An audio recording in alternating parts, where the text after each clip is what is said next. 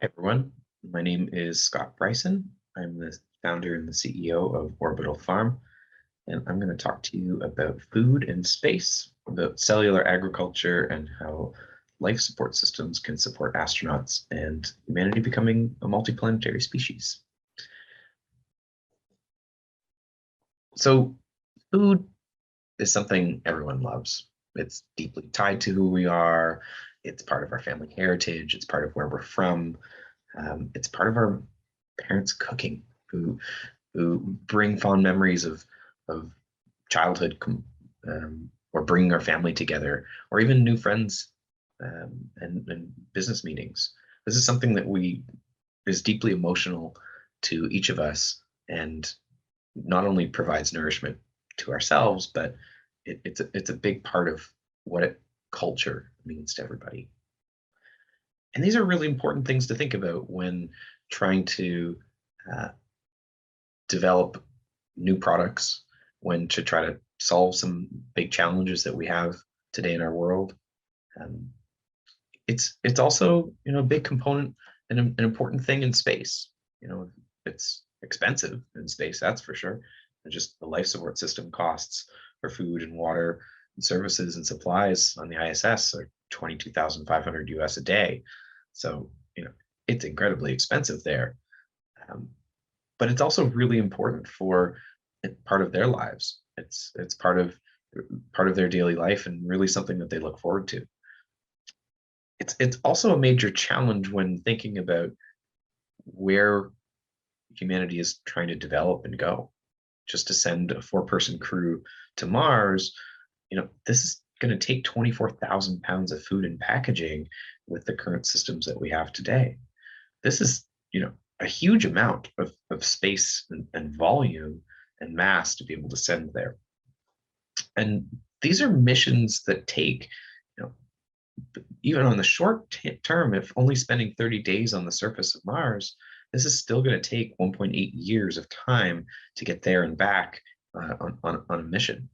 For spending a little over a year on the surface, you're looking then at 2.5 year long mission to go there and back. So this is a really significant amount of time that you need to think for, plan for, and many instances of situations that could go wrong. When you think of even just somewhere a lot closer, like on the moon, that same 24,000 pounds of food is going to get eaten up in 44 days with that 100-person crew. That Starship's going to be able to carry people to the lunar surface. So a very short timeline amount of food it's going to take, but still a significant amount of mass to be able to bring and supply some of that food. And when we think about back to Mars for a second, taking 100 people there for a 3-year return mission, it's 600,000 pounds of food. We're talking about nearly 2 starships of food just to support that crew, those astronauts for that time period. So we really need to think about how does this and what technologies that we're developing, and this is really where cellular agriculture and cultured meat can really shine and has a fantastic place for the ability to be able to provide that great astronaut experience, be able to reduce the mass that we're sending there, be able to provide capabilities of food security in these austere environments.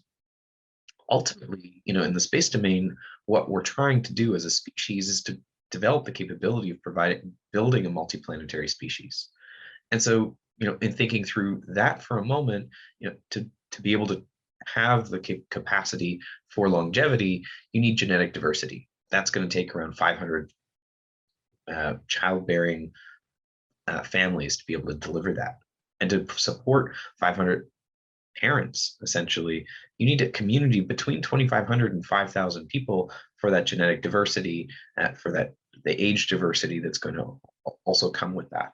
And so you really need to be able to think at minimum scale at a society of 5,000 people.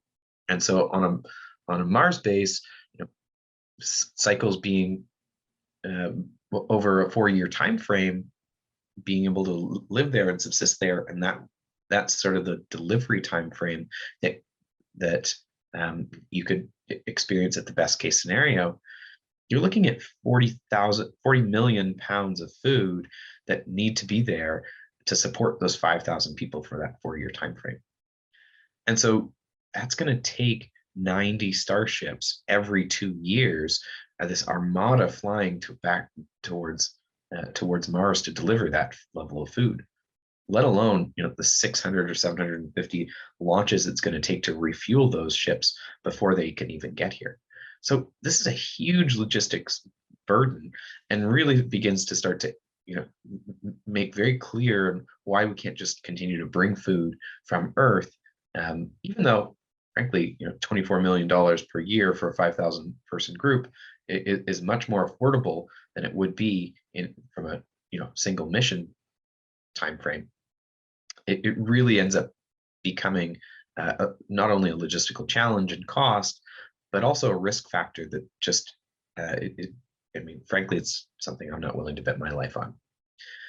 And there are additional challenges with just bringing all the food along with us, not only from a palatability and what this is going to taste like after that length of time, but also the nutrients and the survivability of that over a 2-year time frame. You do have foods that you will be lacking nutrients in, and so that can be planned for. But when you start pushing into the 3rd year and into the 5th year, you've got significant amounts of that food that just really aren't going to provide the nutrient requirements to sustain life.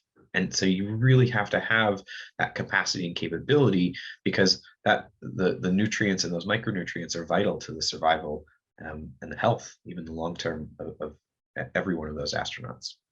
And so you really need to think about how you're going to plan for those situations, because you are banking your life and you're betting your life that these are going to be there and you are going to have food, because you're not going to have that capability and capacity if you don't build systems that can produce that. And these are really important things to think about. And the beauty of some of these challenges is that we've got a lot of problems back here on Earth, and we've got to be able to figure out a new food production system to support another couple billion people that are going to be on this planet over the next 30 years. And our current systems and approach, that's going to mean we have to increase the amount of food that we're producing by 70%. Now, we're going to make progress on food waste. We're going to make progress on some of the advanced food technologies, exactly like cellular agriculture. But that doesn't happen by itself. And so really, the amount of land that we've actually taken up already with our current system is well past the environmental boundaries that we currently have. And so we really need this approach terrestrially here first to be able to address some of these major challenges and problems. And the beauty of this challenge is that through that development and through this lens of space, we can really start tackling 2 birds in 1 stone if you think about it, if you design a system from the beginning. And a system really does need to be thought through pretty quickly. We're currently all going through an incredibly fast rising pace of food prices. Over the past 3-4 years, we've really seen a drive up in food costs, well into the 60% above normal what those food prices are. Today, this 50% just from 2014, 2016 prices, just including the inflation, even this is really the worst that we've seen, at least over the last 60 years. And so this is something that needs to be addressed. This is something that's going to get worse, because the volatility in these food prices is driven, and also will continue to be driven, by a volatile and changing climate. As the weather shifts and changes, plants live and die out of the predictability of when seasons are changing, when frosts come, how big and heavy and strong these storms end up actually being. These are really important things that we don't know what the next 30 years or 50 or 100 years are really going to look like. So these are really important problems that today we're really in this linear economy system, and where we've got this mindset of taking resources, using those to make a product, and just disposing it. And this waste causes major pollution and environmental degradation. And this mindset has to shift. we can't, and we have already pushed past many of our planetary boundaries that um, are really governing the life cycle on this planet. And we've got this figured out. We really have. Like, the challenges are big, and the implementation of the requirements is huge. But we have a lot of these solutions. These technologies are developed.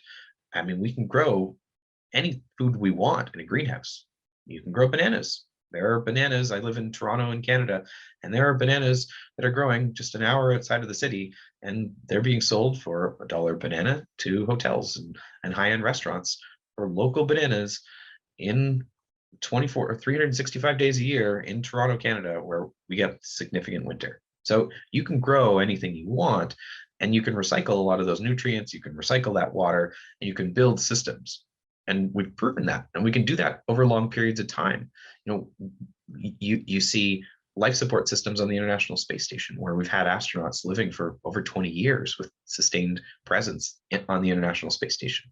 And these systems are able to recycle today up to 98% of that water on a continual basis. And so what we need to do is we need to apply this level of thinking to the industrial systems that we have here today. And that's really the framework and the architecture that has really informed what Orbital Farm strategy is, and the architecture that we focus on in order to develop these larger long-term scale systems. And this includes vertical farming, biotechnologies for cellular agriculture and microbial agriculture, fermentation and gas fermentation systems for waste utilization, hydroponic systems for growing plants, recirculating aquaculture and water treatment systems to create nitrogen resources, utilize waste streams, and also clean our water for many of the different multi-use systems that are required for that. And energy is an underpinning element to all of this. Reliable, consistent energy that's low cost, that has the capacity and capability to provide that energy, and storing that energy is really at the core of any commercial industry and operation, really what's going to drive the ultimate economics, and also must be included within understanding the risk profile of how large-scale systems function and work in space in future dates. And so our architecture really is driven from looking at the waste stream resources of what happen and what are prevalent within a human presence. And so that involves carbon dioxide, that involves water, that involves macronutrients, and energy, as I was describing. And combining these systems into a cycle where you look at inputs and outputs and match and size technologies that can fit in from the outputs of one system as the inputs into that next, and the outputs from that system becoming the inputs into the next system that are downstream from that. And this allows us to build up proteins and oils and fish and plants, and really any type of plant that we want. And this architecture that goes around it is incredibly complex to keep even a few astronauts alive. And so this is an example of keeping two astronauts and 2 goats alive in a small scale system. And this is incredibly complex. And what we need to do is we need to work on the larger systems and scales so that we can enable the cellular and microbial agriculture sectors through fermentation, through these larger industrial systems. And that's really at the core of what we're trying to do, is try to provide solutions that can provide not only the taste and the components that consumers really want and the nutritional diversity that is needed, but also the variety and the selection, because that is also critical when thinking about how people are going to consume what types of foods, and being able to support many different industries and many different technologies to deliver that. No single company can provide the level of diversity that our global food system has. And so what we're really trying to be is this integrator. And we're the glue that can start to fit things together. And being a project development company, what we really become is a partner to many of these different organizations, and enabling them to scale and grow, to develop commercial facilities in places that they may not have done previously, to be able to support and supply resources and develop supply chains for these organizations so that they can also produce these products reliably, consistently, and for a low cost, to be able to provide these food products to consumers. And that really takes us into, thinking about many of the different components and subcomponents of this, from the plants to be able to produce different food products, and different elements need to have multi-use components. And so when we think about building and developing infrastructure systems for ultimately in the space domain, what you need to have is an asset that can produce many different things. And so, for example, we look at vertical farming systems and automation systems that can not only produce food grade products, but also can produce pharmaceutical grade products. And this can now then take us to be able to produce antibodies that we can use for testing and safety and food safety components.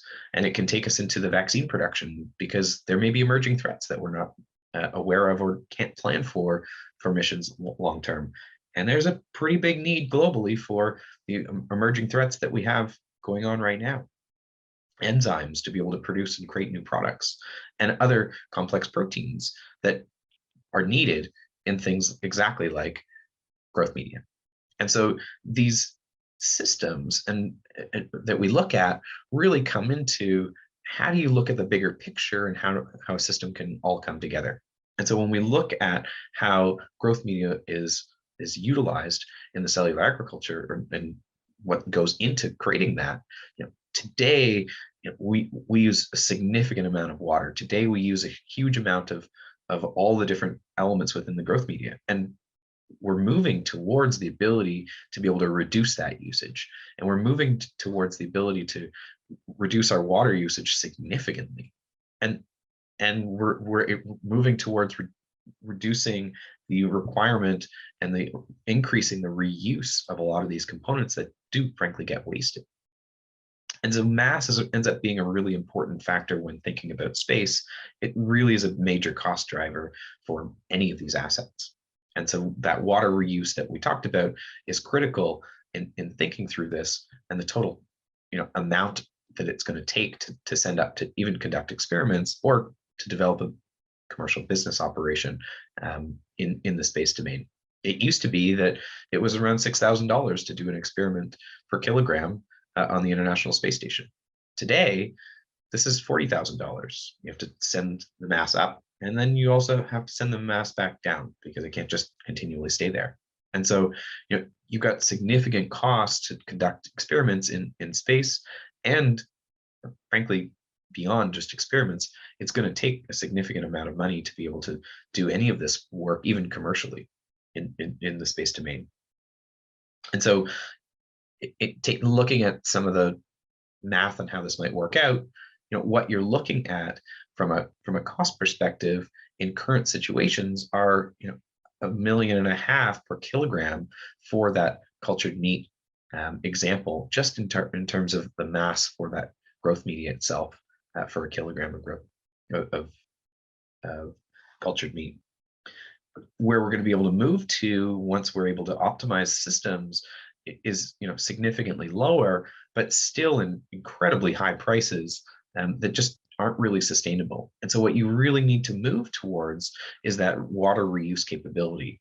And when you can do that, and when you can take that water and apply it to other systems and resources where it still has value, where it doesn't become a waste stream asset, and you can reuse as much of those nutrients and components as you possibly can, now you can start to get down to the $18,000, $30,000 time per kilogram of that cultured meat. Now you're getting into the affordability of what it's going to take to build a commercial system in lower Earth orbit, and then even looking towards the moon, where it's going to cost $35,000 per kilogram to send assets there, and you don't have to pay for the disposal and the bringing components back.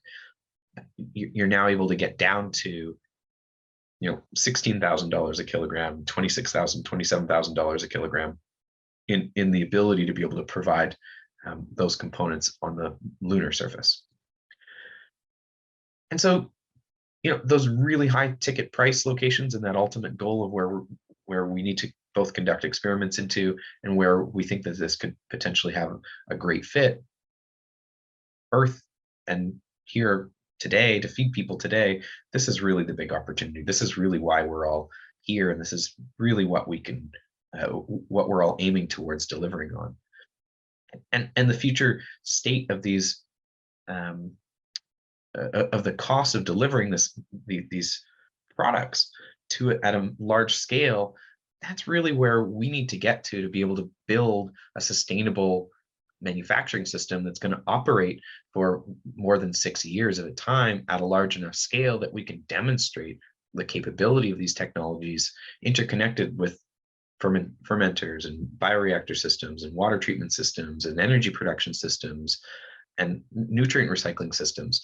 All of those subsystems and components need to be connected and operating for a significant period of time in as automated way as possible before we're going to bet our lives on going to Mars that we can use cultivated meat as the nutrients that are going to sustain us being there. And so ultimately, for us to be able to get down to an affordable food product price, which is really where we need to get to, sub $10 per kilogram range is really where we need to aim for mass adoption and mass scale. How do we enable that? And the scale of getting to a 10,000 ton per year facility really is, that's what the goal really needs to be, and that's what many of the companies today are focused on. And it takes these audacious goals for us to get to making large global change, and it takes these resources to enable that growth and the development. But once you are able to unlock that, the economic activity, the capability that really is able to be brought to the table with that capacity is transformative. And so this is really where Orbital Pharma is focused, and identifying these locations around the world, identifying places in the world where we do have this really low cost energy and green energy sources that we can use to produce a product that doesn't have an environmental footprint and is able to compete with existing animal agriculture sector today, and also provide low-cost food products. A big cost driver in the whole component here comes from the cost of the media, but it also comes in the energy pricing and the cost of that product. And so identifying these areas and locations where we can provide low-cost energy and that doesn't produce a carbon footprint, and building these larger scale closed loop systems, this can really be where we can start to build these 10,000 ton per year manufacturing facilities, which looks very different than our normal manufacturing locations today.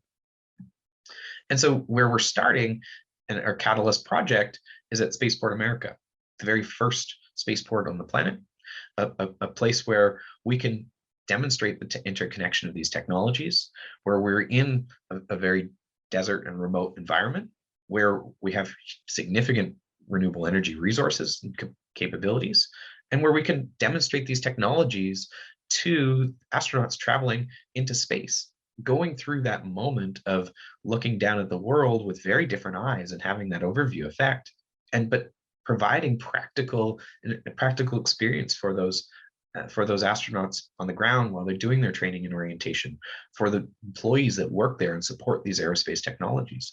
This is we think the best place in the world to demonstrate some of these technologies and showcase to truly the people that can make and enable change, and thousands of them, and not just one or two, but on a continual oncoming basis, and where they can physically experience the benefit of these products, taste it, feel it, and use that as a catalyst to invest in new commercial projects and new project development capabilities and opportunities.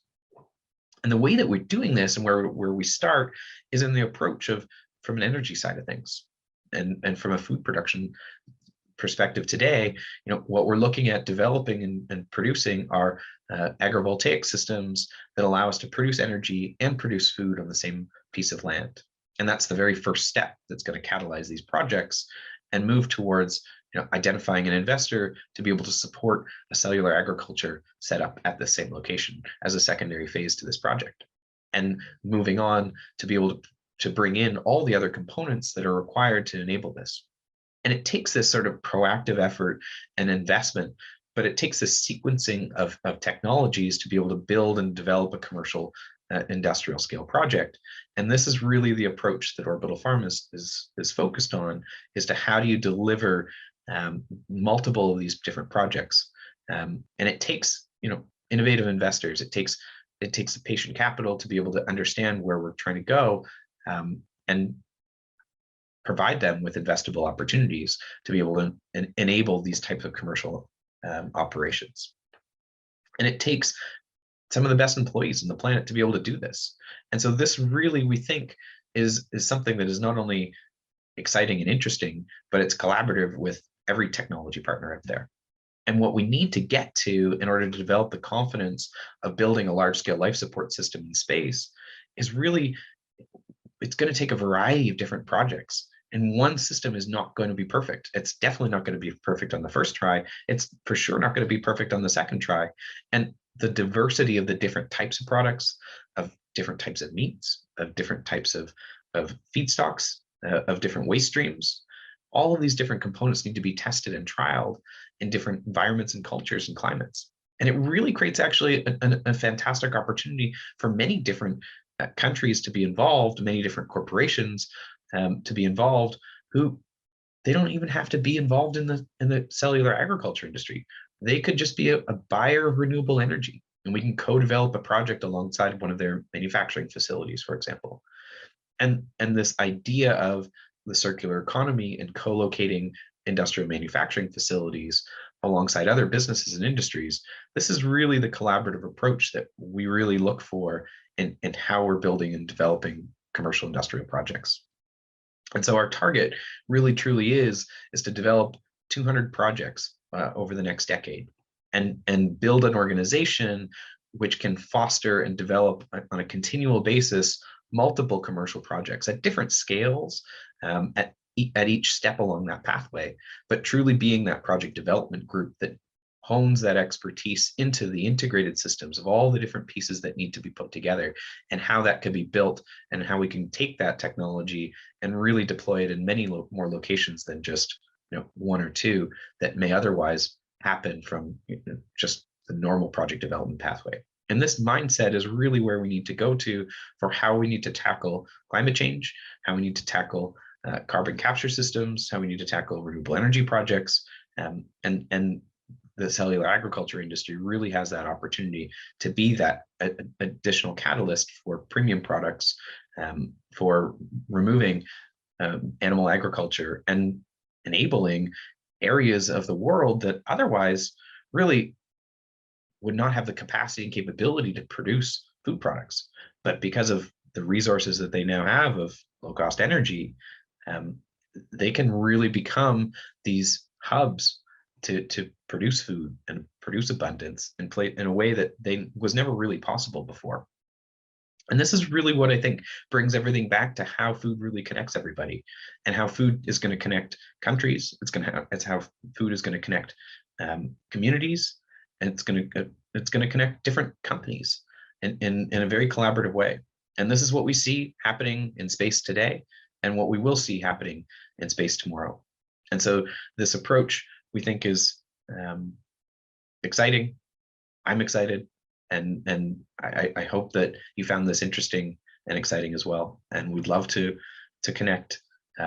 If you're interested in finding out more, please reach out.